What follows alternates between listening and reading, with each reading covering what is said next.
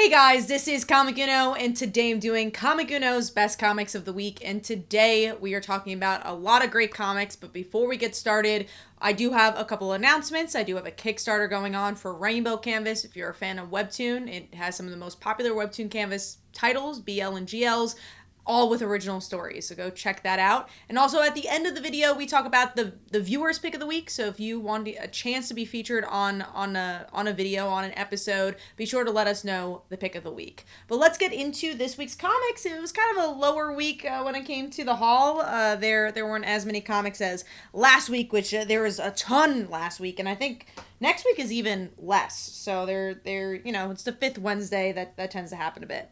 But number 9 for me, actually my store shorted this, so that's why I read it digitally, and that is Nightwing issue 104. It's Nightwing with superpowers, so if that's what you were looking for, you definitely get that delivered, but I don't think I've ever needed Nightwing to have superpowers, and honestly, it really does deal with more of like, what's the fun of having superpowers? So Nightwing running with Wally, and Nightwing hanging out with Superman. But for the most part, plot-wise, it's not very necessary. It feels very fillerish. And honestly, it just felt a little bit too whimsical to me. I just didn't have as much fun with it. But I did like the art. I love the artwork for this series. I like the design of Nightwing's costume. I thought looked nice, but this one didn't do it for me. So overall, giving that 2 stars, and that is number 9. Moving on to number 8, a book I got on whim just because it was a smaller week, and that is Cityboy, issue 1. I know DC's been releasing a few new heroes. I haven't read any of them besides Cityboys. Again, it just ended up being that type of week where I'm like, why not check out another issue 1? This book has an interesting concept. It's about this guy who doesn't really love his city. I think the city really is against him, honestly. But his power is that he gets to see the inner workings of the city. He gets to see the history of the city. That's his ability. And I think there's a really interesting concept there, especially with it being DC Comics, which really their biggest heroes, their cities are really just as big as their heroes. They're their own characters, like Gotham and Metropolis. Unlike Marvel, where it's more about, all right, here's New York City, this is our setting, and every hero's there. Like the different heroes have different characters within their cities. Again, Gotham looks very different from Metropolis, so I like that DC is doing something like that, but I just didn't feel like they gave enough for the character to be like, whoa, I need to read more, and I just don't feel like it really tapped into the potential of the concept. I also kind of felt like I had to read previous things to get into this. I know that they've been kind of leading into this with other DC events, and I kind of felt that with this issue. So overall, giving that 2.5 stars, and that is number 8.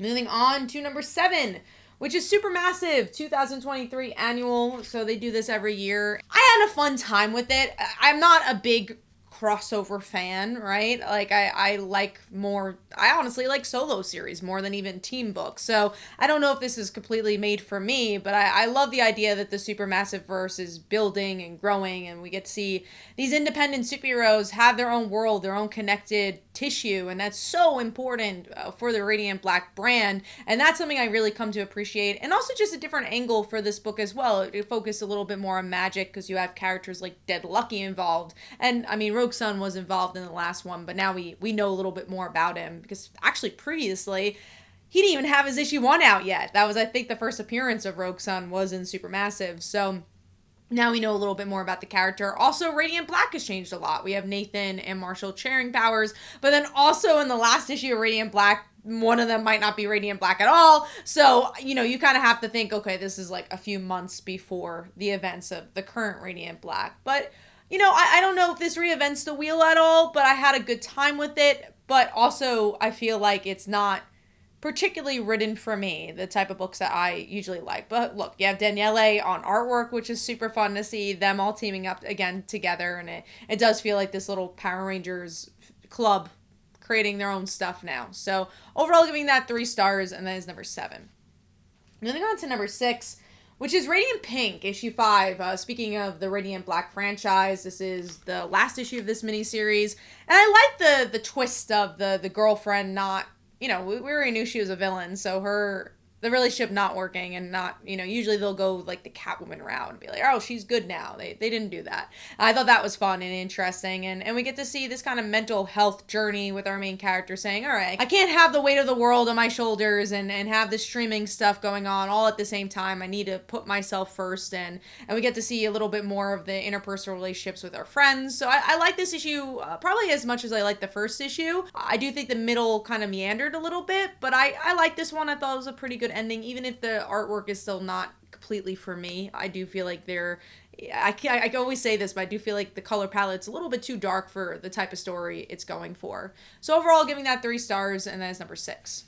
Moving on to number 5, which is Harrower issue 4. I like the first issue a lot for this book. I love the idea of seeing a new slasher franchise created within comics. I love slashers in general, but I feel like it got a little lost in itself. I feel like it didn't have enough room to grow and to, tell these character arcs. I think it was trying to tackle a little bit too much, but there was a lot of potential in this book, and I really feel like this issue had a lot of potential and a lot of interesting nuggets, with the parents being really the villains who created this slasher, and it kind of had a Nightmare on Elm Street vibe because of that. I always loved the idea of the final girl becoming the slasher because of how much trauma she's gone through, and you get a version of that here, but the ending is so interesting. You get to see the girl become the slasher, and you're like, well, I want to see that story. Where does that go? Like, that's the more interesting aspect, where this kind of feels more like an origin story or prelude to that. I liked it. I think there's some interesting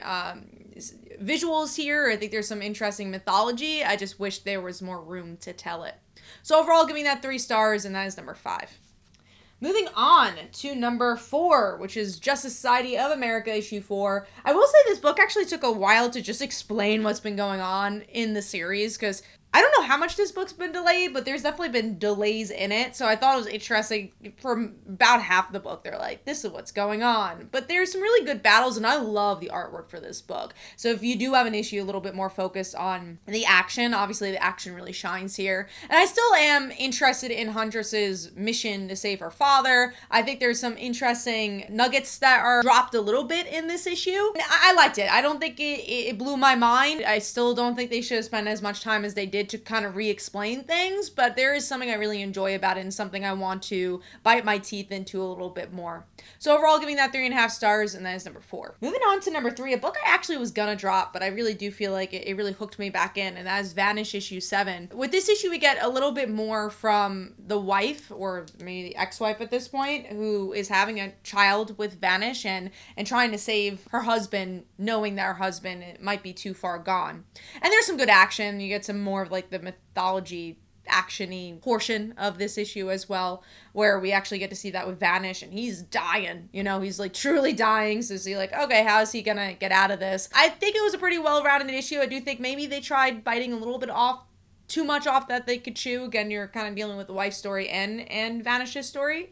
But I'm liking the vibe. I love the art. I think Ryan Stegman just fits so well for this 90s throwback to like Darkness and Witchblade. And I want to see where it goes. I really like the interpersonal relationships a lot. I think more than even the bigger world of Vanish. So giving that 3.5 stars, and that is number 3. Moving on to number 2, which is Green Arrow issue 2. I love this book. I love Green Arrow. This team just gets the voice and the visuals of Green Arrow so well. This does have a little bit of an issue 2 slump in the regard of like, okay, we introduced the conflict and introduce what's going on in issue 1, and now it's like, all right, how do you get to point A to point B to continue the narrative? And Roy and Black Canary, they're on the hunt to try to find Green Arrow, which also means that they have to find Amanda Waller. There's some Peacemaker characters that show up. So if you've been following Williamson's larger stories with his previous event book, we did get to see the female Peacemaker in that, so we're definitely getting some connections there. And I like Peacemaker. I like the show, so it's fun to see them together, especially if Amanda Waller's being thrown around, her name's being thrown around. But I really like the Green Arrow parts, where it really does deal with the theme of Green Arrow, of him being lost, but this time he has Lian as well.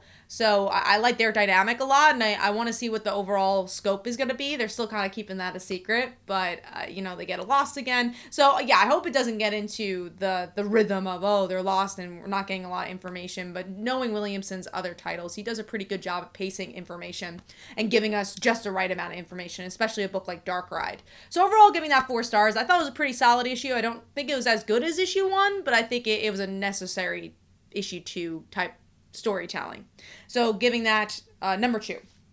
Moving on to number 1, which is Hellcat, issue 3, I believe we're up to. Yeah, I love this book. I love the vibe. I'm the first person to say when there's a story that like moves a lot, there's a lot of different pieces, and you have so many different timelines, it gets a little confusing. I don't think that happens in Hellcat, even though that is the type of storytelling is being told here. We get to see her as a little girl. We get to see her dating the guy who dies. We get to see her present. And it all just works because of the bigger story it's telling. It's more of this a more solo story as a hero, and or maybe not a hero, just as a character journey where we get to see kind of the bigger question of, am I a bad person, right? That's really what the story is about. It almost forgets the murder mystery in this issue, and it's really just about Patsy always trying to be a good person, but there is something a bit darker within her, and that's really the navigation of this whole entire issue, which I liked, and I love the tone, and I what I like about this issue so much is just you could tell the love behind